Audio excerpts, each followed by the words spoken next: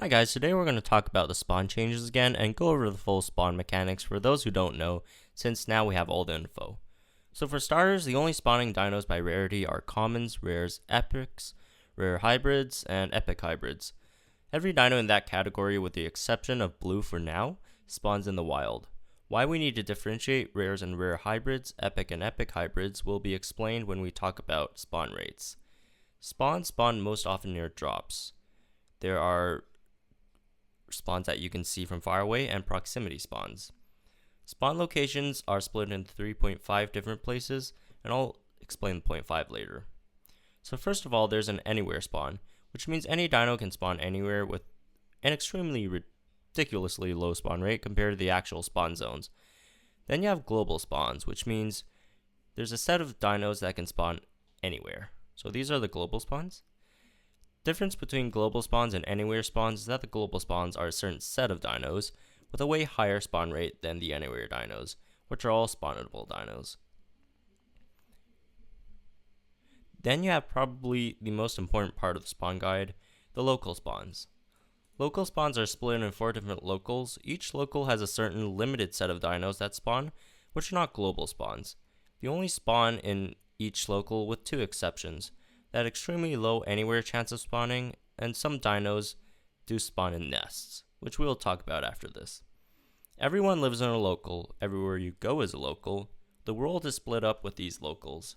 Every city or town should have all 4 locals in them.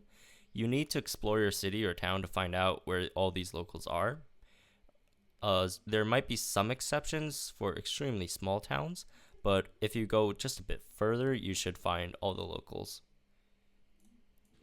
Then you have the 0.5 I was talking about, which are park spawns. They act exactly like local spawns, but they exist within the parameters of locals. The only guaranteed mark of a park spawn is the color of their drop. If it's a green drop during events, it's a park drop.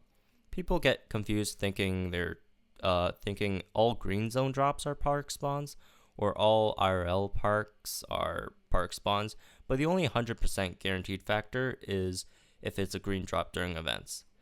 The last place are special spawns, which we call nests at MetaHub. Before we go into nests, we'll have to explain the day-night differences. Global and locals have day and night spawn differences. Some dinos only spawn during the day, some only during the night, and some spawn 24/7. The day and night cycle change time changes every day. It's based on your local daily sunrise and sunset time. If you live near the poles and don't have sunrise or sunset during a certain time of the year, check the sunrise and sunset of the closest place with sunrise and sunset on your same longitude. The exception to this rule are nests. Nests here don't mean like in Pokemon Go, they spawn a lot. Think of this concept more as a dinosaur nest, like a nesting ground, a resting nest, where dinos like Triceratops go to rest during the night. These places are tagged as different points of interest, like schools, police stations, bus stops, amusement parks, plumbing facilities. Of course, these places are within every local, so you can have out-of-local dinos spawn if you're local if you have a nest in your local. This brings a slight diversity to locals. Local spawns and global spawns still spawn at nests, so they still dilute the spawn rate. So don't expect to see a Pyroraptor popping up every time you go visit a fire station. These dinos also spawn regardless of day or night. So here are the spawn charts. You can pause here to get all these dinos down.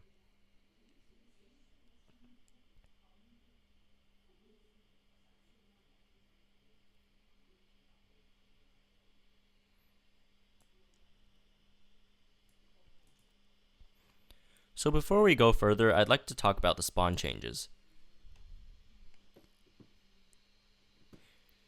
This was a spawn change we had recently, which the game calls migrations. So the first one is that Amarga and Edmonto swap spawns.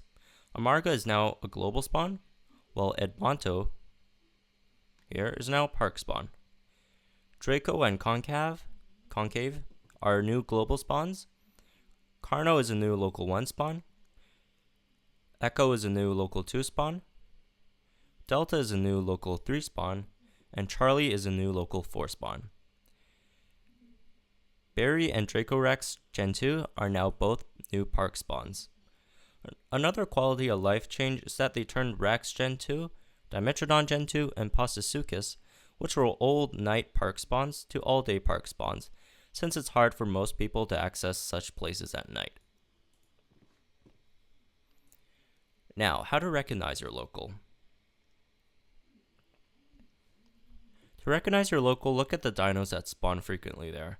For example, if you always see Anki Gen 2s, Kaprows, Pyros, then you're in local 1.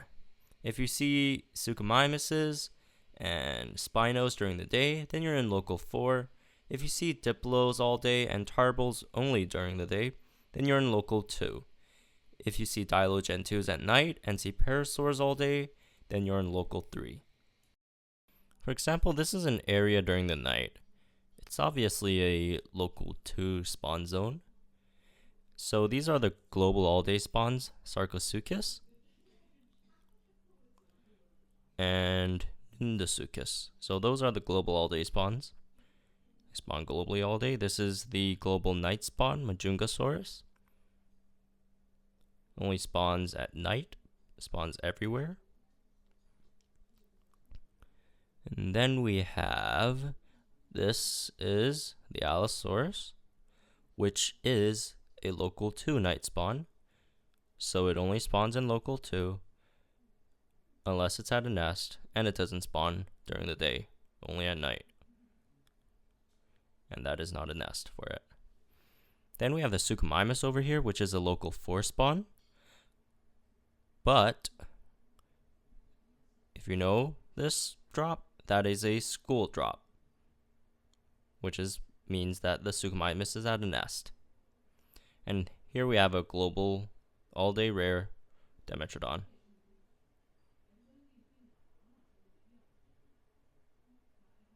And the Lythros are event dinos. Now for spawn rates. These are the spawn rates for the dinos. As you can see, hybrids have a separate rate than normal rares and epics. From the highest to lowest is global, to local, to anywhere. As you can see, global has around double the spawn rate than locals, and any spawn rate is almost non-existent for epics and hybrids. So for a specific dino like, let's say Colosuchus, for example, you'll need to take that spawn rate for global epics and divide it by 3, since there are 3 epic dinos that can spawn at night at that rate, if we're not counting concave, since we don't really know about it yet. So since there are 3 epic dinos that can spawn at night at that rate, so it becomes a 0.12% chance of finding a Colosuchus at night. So now, say you want to hunt a Kaprow. Since it's a highly needed dino for hybrids, the best way to find one is to go to your local 1 after sunset, as it only spawns in local 1 and at night. So you take out Erlico Gen 2 spawns when you're going there at night, so it increases your spawn rate from 1% to 1.99%, which will make your Kaprow hunting easier.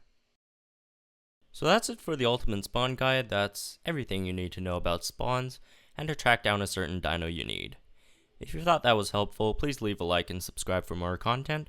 If there was something that wasn't clear in this video or you have any questions, please also leave a comment down below about your question or concern.